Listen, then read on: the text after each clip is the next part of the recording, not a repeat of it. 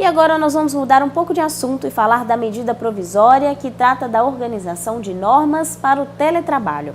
A seguir, você acompanha o que o advogado Lucas Cota de Ramos traz sobre esse assunto. Foi publicada no último dia 29 de março a medida provisória número 1108 de 2022.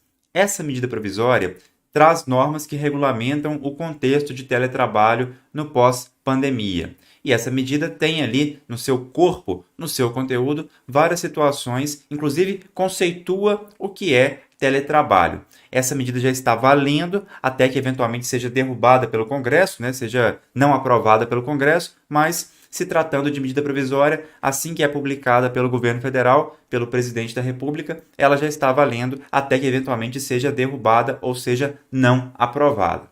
E essa medida vem para beneficiar prioritariamente os funcionários que tenham deficiência ou que tenham filhos de até 4 anos de idade.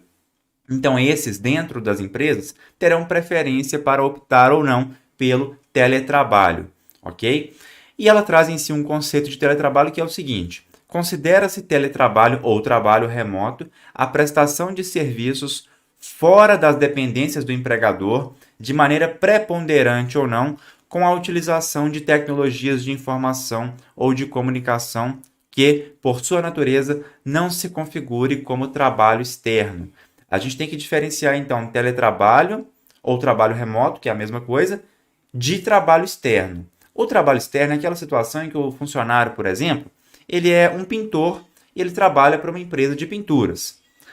Um cliente contrata a empresa, ele tem que sair da empresa e ir até a casa do cliente ou o comércio do cliente e realizar a pintura. Isso aí é trabalho externo.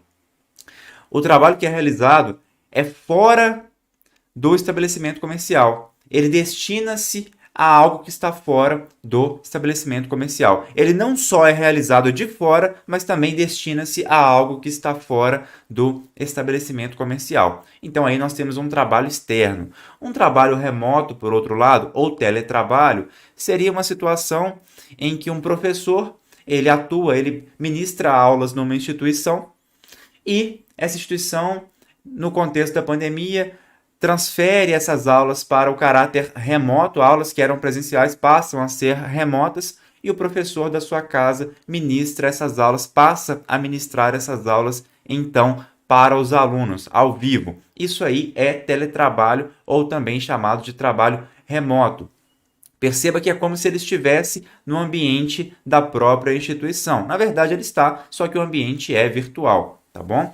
Quais são as novidades aqui, dentre várias, desta medida provisória? A primeira delas é a questão da dispensa do controle de ponto.